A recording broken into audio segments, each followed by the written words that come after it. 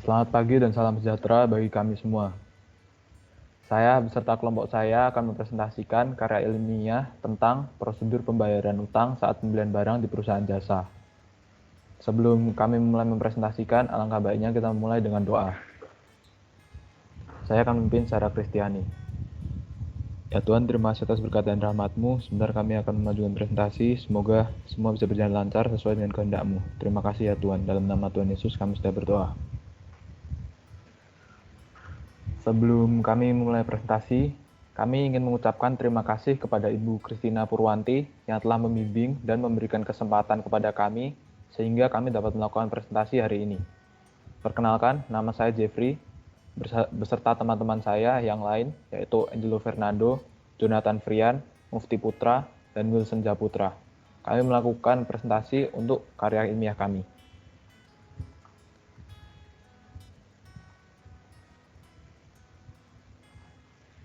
Kami membagi presentasi kami ini menjadi 3 bab. Pada bab pertama, kami akan menjelaskan pendahuluan dari makalah kami. Pada bab kedua, kami akan melakukan pembahasan dari makalah kami. Dan pada bab ketiga adalah bab yang berisikan tentang penutup dari makalah kami. Pada bab 1, kami akan membahas tentang latar belakang masalah, rumusan masalah, dan metode penelitian yang akan kami gunakan pada karya ilmiah kami. Latar belakang masalah pada makalah kami ada 3. Yang pertama, pentingnya pembelian untuk kegiatan operasional perusahaan. Setiap perusahaan, baik perusahaan jasa, dagang, dan manufaktur, pasti memerlukan pembelian barang agar dapat menjalankan kegiatan operasional perusahaan. Seperti perusahaan dagang perlu membeli barang dagangan, perusahaan jasa perlu membeli peralatan, persediaan barang untuk digunakan, dan perusahaan manufaktur perlu membeli barang mentah untuk diolah menjadi barang jadi. Yang kedua, di mana sering terjadi penyuapan, kecurangan, dan lain-lain oleh karyawan saat melakukan proses pembayaran utang pada saat pembelian barang. Seperti contohnya, saat melakukan pembayaran utang, uang yang dibayarkan oleh karyawan tidak sesuai dengan harga aslinya, sehingga selisih uang tersebut dilakukan penyuapan oleh karyawan. Dan yang ketiga, adalah terjadinya perbedaan harga jumlah barang antara invoice penjual dengan yang diterima oleh pembeli. Sering terjadi bahwa saat penerimaan barang, jumlah barang dan jumlah barang yang diterima tidak sesuai dengan invoice penjual, sehingga sering terjadi kerugian oleh perusahaan. Lalu berikutnya, rumusan masalah dari karya ilmiah kami. Rumusan masalah kami ada 5 bagian. Yang pertama adalah apa prosedur yang benar bagi perusahaan jasa untuk membayar utang perusahaan. Yang kedua, bagaimana perusahaan jasa menerapkan prosedur yang benar dalam membayar utang.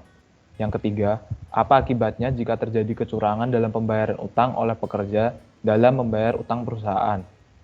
Yang keempat, bagaimana cara mengatasi tindakan kecurangan oleh pekerja saat pembayaran utang perusahaan. Dan yang kelima, bagaimana cara untuk menghindari terjadinya perbedaan antara harga pembelian dengan harga yang dibayarkan kepada pemasok.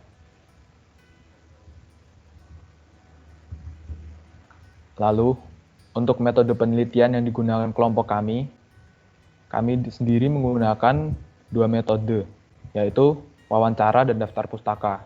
Wawancara yang kami lakukan yaitu berinteraksi dengan narasumber yang merupakan seorang akuntan dari perusahaan jasa, lebih tepatnya yaitu bagian finance controller di PT Rafflesia International, Batam. Kemudian, untuk daftar pustaka, kami menggunakan referensi dari sumber buku online. Sekarang kami memasuki bab 2 pada makalah ini. Dalam bab ini, kami akan menjelaskan kajian teoritis, definisi operasional, dan hasil penelitian yang kami dapatkan setelah membuat makalah ini.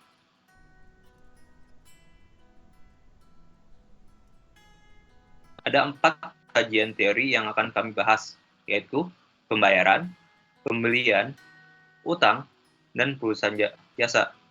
Sedangkan definisi operasional yang kami akan jelaskan adalah purchase request, purchase order, receiving, invoice, payment voucher, cek atau bilet biro, dan kwitansi. Teori pertama yang akan dijelaskan adalah pembayaran, di mana pembayaran mempunyai 2 arti, secara sempit dan secara yuridis. Secara sempit, pembayaran adalah pembayaran utang oleh debitur kepada kreditur.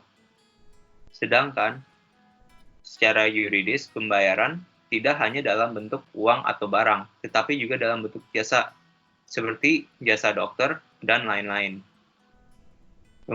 Teori kedua adalah pembelian, di mana pembelian mempunyai arti sebagai transaksi memperoleh barang dagang dari pemasok, supplier atau vendor, pada harga pokok tertentu.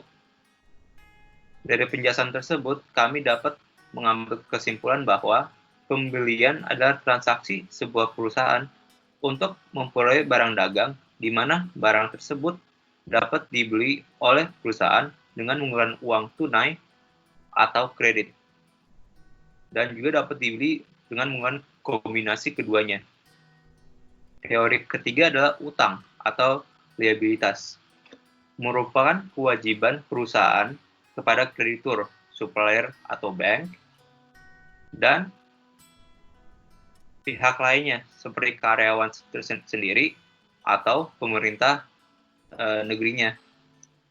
Utang sebuah perusahaan dapat menjadi utang jangka panjang maupun utang jangka pendek, tergantung tanggal jatuh temponya. Ada 3 jenis utang, yaitu utang jangka pendek, jangka panjang, dan lain-lain. Utang jangka pendek adalah semua kewajiban yang harus dilunasi perusahaan dalam waktu tidak lebih dari 1 tahun atau 1 siklus normal operasional perusahaan. Sedangkan utang jangka panjang adalah kewajiban perusahaan yang harus dilunasi dalam waktu lebih dari 1 tahun atau 1 siklus operasi normal. Sedangkan utang lain-lain adalah semua utang yang tidak sesuai untuk diklasifikasi sebagai utang jangka panjang maupun jangka pendek. Misalnya, uang jaminan yang diterima dari pelanggan. Teori yang keempat adalah perusahaan jasa. Perusahaan jasa adalah suatu unit usaha yang menjalankan kegiatan usaha berupa layanan jasa atau servis kepada masyarakat umum. Contoh perusahaan jasa adalah semua perusahaan salon, sekolah, hotel, rumah sakit, ojek online, dan lain-lain. Selanjutnya akan saya bahas setelah definisi tadi, saya akan menjelaskan mengenai definisi operasional. Jadi yang akan saya mulai adalah mengenai dokumen-dokumen yang diperlukan dalam membayar atau membayar hutang. Dokumen pertama yang akan saya bahas adalah purchase requisition atau yang disebut dengan surat permintaan pembelian. Secara singkat, purchase requisition adalah surat permohonan dari suatu departemen dengan maksud untuk memesan dan memenuhi kebutuhan barang yang akan digunakan dalam kegiatan operasional departemen. Sehingga dapat disimpulkan bahwa surat ini merupakan surat yang sering dan biasa ditulis oleh suatu perusahaan untuk memenuhi kebutuhan barang operasional atau dengan lain merestock barang. Berikut kami lampirkan contoh dari dokumen purchase requisition. Dapat kita lihat bahwa dalam suatu dokumen purchase requisition terdapat beberapa keterangan yang harus diberikan, seperti nomor requisition, tanggal permohonan atau penulisan, nomor barang beserta dengan nama barang, tanggal barang tersebut yang diperlukan, dan juga diakhiri dengan tanda tangan baik dari karyawan dan juga atasan perusahaan yang memohon. Dokumen yang selanjutnya akan saya bahas adalah purchase order atau surat pesanan pembelian, yaitu surat tertulis atau dokumen yang dibuat oleh perusahaan dan ditujukan kepada pemasok barang atau yang biasa kita sebut dengan supplier untuk memesan barang yang dibutuhkan, di mana dalam surat ini informasi yang lebih jelas dituliskan seperti nama barang, harga barang, jumlah barang, dan lainnya secara mendetail demi kepentingan aktivitas perusahaan. Dapat dikatakan bahwa surat ini berisikan permintaan perusahaan akan barang-barang yang disertakan dengan informasi jelas mengenai barang yang diminta. Nah, dapat dilihat bagian-bagian yang terdapat dalam surat pesanan pembelian ini. Seperti yang saya katakan tadi, hal terutama yang harus diisi adalah nomor serta nama barang yang dipesan, dilengkapi dengan jumlah barang, harga barang termasuk biaya pengangkutan dan pengemasan, serta dituliskan juga tanggal berapa barang tersebut akan dibutuhkan oleh perusahaan yang bersangkutan. Selanjutnya yang akan saya bahas adalah receiving atau surat tanda terima barang. Ini juga merupakan salah satu surat penting yang mana isinya menjelaskan keterangan penerimaan atas barang. Keterangan tersebut dapat berupa perhitungan jumlah barang yang dikirimkan oleh perusahaan penjual, pengecekan kualitas barang apakah terdapat kerusakan ketika pengiriman, dan juga informasi mengenai stok gudang. Secara singkat, ini dikatakan sebagai surat bukti penerimaan barang pembeli. Hal terutama yang dapat saya katakan dalam receiving ini adalah nomor purchase order yang dikirimkan, sehingga perusahaan dapat mengerti apa barang yang diterimanya. Di mana perusahaan menerima akan mendapatkan barang sesuai dengan yang dipesan, berdasarkan dokumen purchase order yang sebelumnya dituliskan. Disertakan juga jumlah barang beserta deskripsinya. Selanjutnya adalah invoice atau faktur. Merupakan catatan penjual yang dikirimkan kepada pembeli. Dengan adanya surat ini, tertera jumlah yang harus dibayarkan oleh pembeli atas barang yang telah diterima atau dikirimkan penjual. Hal terutama dalam dokumen ini adalah tanda tangan dari pembeli yang menandakan bahwa pembeli telah setuju dengan jumlah barang yang diterima beserta dengan harga yang harus dibayarkan nantinya. Berikut merupakan bagian-bagian dari faktur atau invoice. Hal yang saya fokuskan dari dokumen ini adalah nominal yang harus dibayarkan dan juga tanda tangan pembeli yang menunjukkan kesetujuan pembeli atas barang yang diterimanya. Oke, selanjutnya akan dijelaskan oleh saya ya. Selanjutnya adalah payment voucher. Payment voucher merupakan dokumen berbentuk surat yang isinya menerangkan segala hal yang berkaitan dengan suatu transaksi atau pembayaran barang, seperti dari mana barang itu dibeli, kepada siapa barang itu dibeli, dan berapa jumlah yang harus dikeluarkan oleh perusahaan terhadap barang yang dikeluarkan tersebut, yang dicatat berdasarkan kaidah akuntansi setiap perusahaan. Payment voucher ini tidak dapat digunakan ketika dalam proses transaksi tidak menggunakan invoice yang sah dan valid. Berikut merupakan lampiran dari payment voucher, di mana terdapat keterangan seperti nama pemasok yang dituju, nomor voucher yang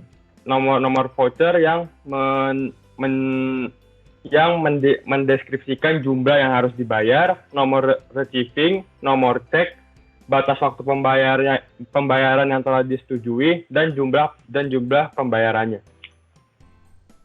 Selanjutnya adalah cek. Cek merupakan dokumen yang berguna dalam proses pembayaran atau sebagai bukti tertulis mengenai penguasaan atau pembelian suatu barang atau jasa. Pada proses pencairan uang, cek ini bersifat bebas, sehingga pemilik dapat langsung mengambil uang dari bukti cek tersebut. Pemilik cek akan menerima uang bukan dari rekening penjual, namun uang berasal dari peminjaman dari bank terdahulu, baru nanti mengurangi jumlah saldo rekening dari penerbit. Cek tersebut sebagai bentuk pembayaran atas peminjaman uang dari bank itu sendiri. Berikut adalah lampiran dari cek yang telah disesuaikan dengan ketentuan pasal 178 KUHP yang dimana berisikan syarat-syarat yang ada di surat cek. Pertama, pada surat cek harus ditulis perkataan cek. Yang kedua, surat cek harus berisikan perintah tidak bersyarat untuk membayar sejumlah uang tersebut. Yang ketiga, nama bank yang dituju sebagai pihak ketiga dalam proses pembayaran. Dan yang keempat, penyambutan tanggal dan tempat cek yang dikeluarkan. Dan yang terakhir, tanda tangan penarik sebagai bukti identitas. Selanjutnya adalah billet giro. Biliet giro atau surat giral adalah lampiran surat yang berisikan perintah atas pemindahan saldo pembukuan dari rekening antar pelaku transaksi.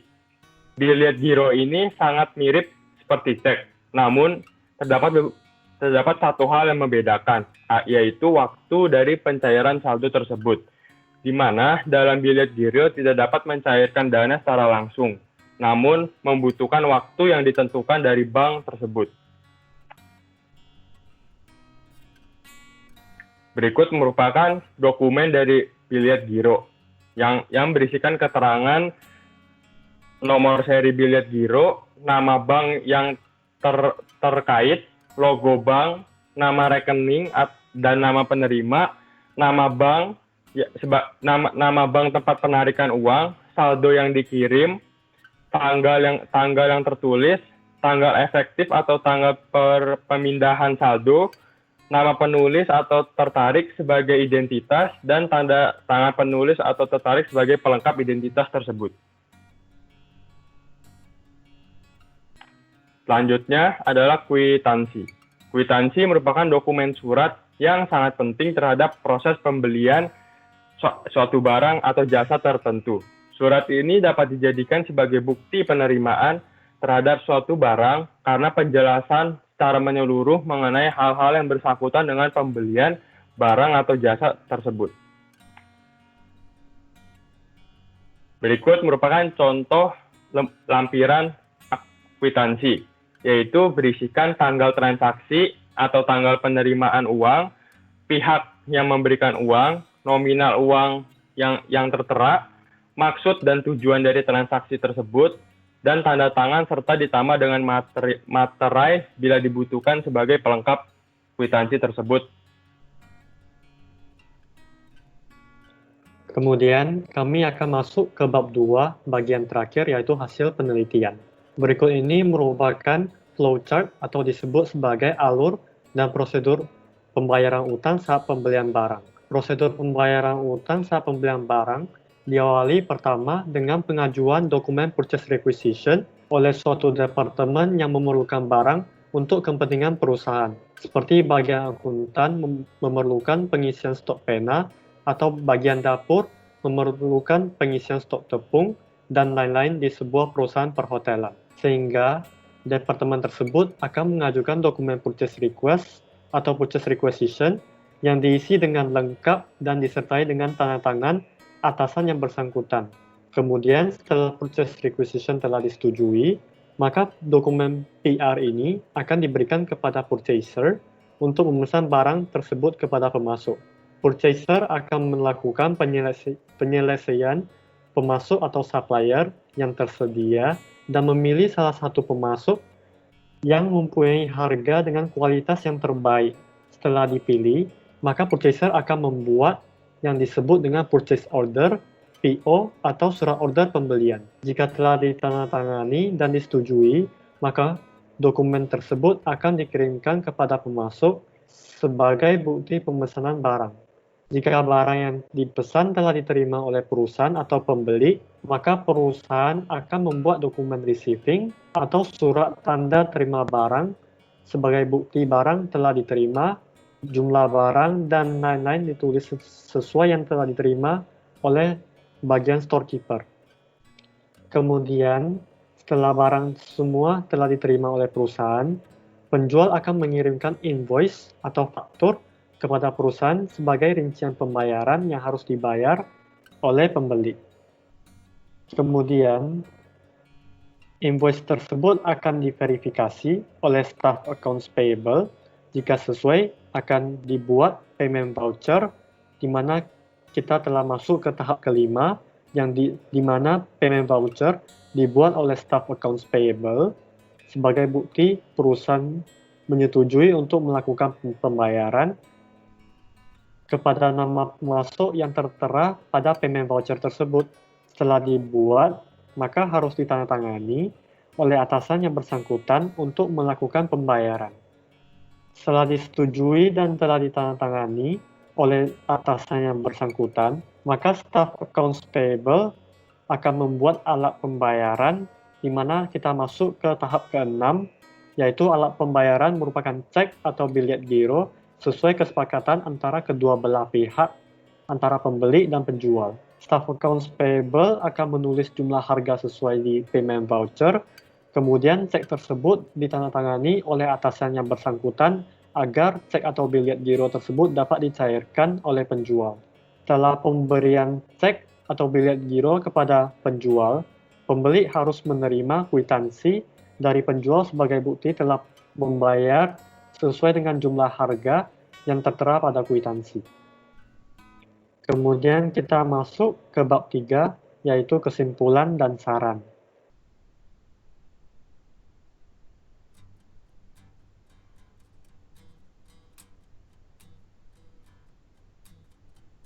Kesimpulan dari makalah kami, yaitu yang saya jelaskan sebelumnya, prosedur yang benar pembayaran utang saat pembelian barang, di mana juga diterapkan oleh salah satu perusahaan jasa, yaitu PT Rafflesia International, atau disebut dengan Grand I Hotel, yang diawali dengan purchase requisition, yang dibuat oleh departemen yang memerlukan barang, kemudian masuk ke tahap kedua, purchase order, yang dibuat oleh purchaser, lalu receiving, yang dibuat oleh storekeeper, jika barang telah diterima, kemudian masuk ke tahap keempat, yaitu penerimaan invoice dari penjual.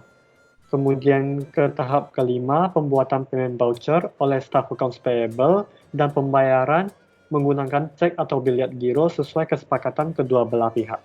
Dan penerimaan kwitansi dari penjual sebagai bukti pelunasan pembayaran. Untuk menghindari terjadinya tindakan kecurangan atau yang disebut dengan fraud, setiap dokumen yang dibuat oleh karyawan dalam perusahaan harus ditandatangani dan disetujui oleh atasan yang bersangkutan, contohnya purchase request, purchase order, receiving, dan lain-lain. Juga agar jumlah barang, harga barang, dan lain-lain tidak terjadi perbedaan antara surat jalan penjual dengan purchase order perusahaan, yaitu storekeeper dengan purchaser, harus selalu melakukan pengecekan jumlah barang apakah telah sesuai dengan surat jalan penjual, dan harga barang apakah telah sesuai antara perusahaan dengan penjual agar tidak terjadi perbedaan harga yang dapat merugikan perusahaan. Kemudian masuk ke bab 3 terakhir, yaitu saran. Kami membagikan saran itu kepada 3 pihak secara garis besar, yaitu saran untuk perusahaan jasa, penulis makalah yang akan datang, dan pembaca. Untuk saran dari kami untuk perusahaan jasa, yaitu semoga prosedur pembayaran utang yang kami bahas di makalah ini dapat membantu perusahaan jasa dalam mengurangi tindakan penyuapan oleh karyawan dan lain-lain yang dapat merugikan perusahaan. Kemudian saran untuk penulis makalah yang akan datang, yaitu semoga penulis dapat melakukan karya ilmiah yang lebih baik diterapkan mengenai prosedur pembayaran utang agar seiring berkembangnya zaman tetap dapat mengatasi tindakan yang dapat merugikan perusahaan. Dan terakhir untuk pembaca, yaitu saran kami semoga karya ilmiah ini dapat memberikan ilmu dan wawasan mengenai prosedur pembayaran utang, baik kepada pengusaha yang akan datang, dan lain-lain.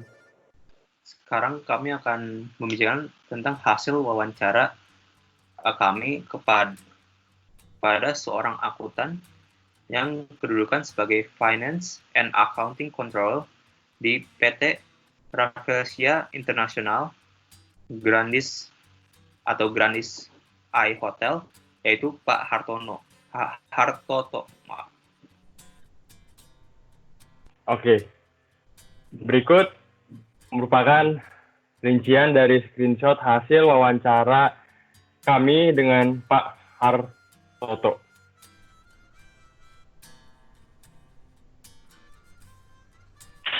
Berikut kelanjutannya.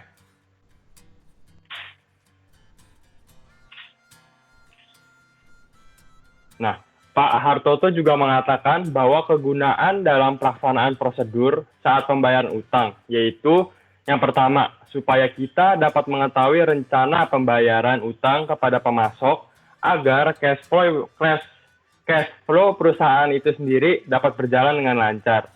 Lalu yang kedua, supaya alur administrasi berjalan dengan lancar. Yang ketiga, menghindari hal-hal yang tidak terduga, seperti misalnya terjadi pembayaran double atau hal-hal seperti bencana alam dan lain-lainnya. Dan yang terakhir adalah menjadikan sebuah standar kerja user agar memudahkan pekerjaan yang dilakukan. Nah, ini merupakan contoh dari dokumen asli perusahaan terbatas Rafflesia International Purchase Request. Terdapat barang yang diminta beserta dengan kuantitasnya.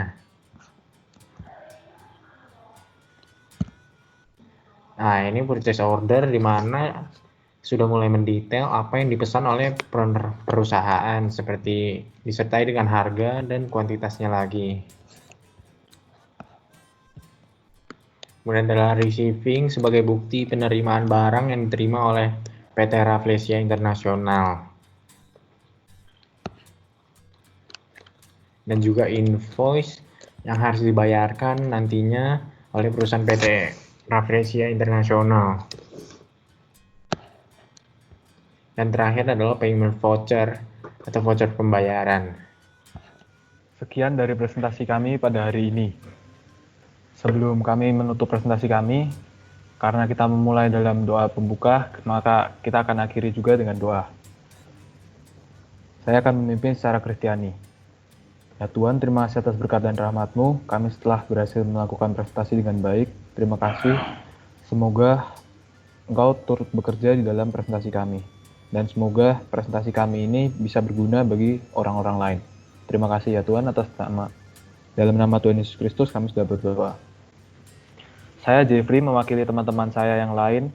Saya mengucapkan terima kasih kepada para penguji dan semua pihak yang membantu kami dalam proses pembuatan makalah hingga presentasi. Dan juga kami meminta maaf apabila terdapat kekurangan dalam karya ilmiah kami.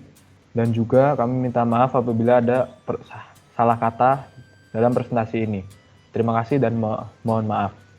Sampai jumpa.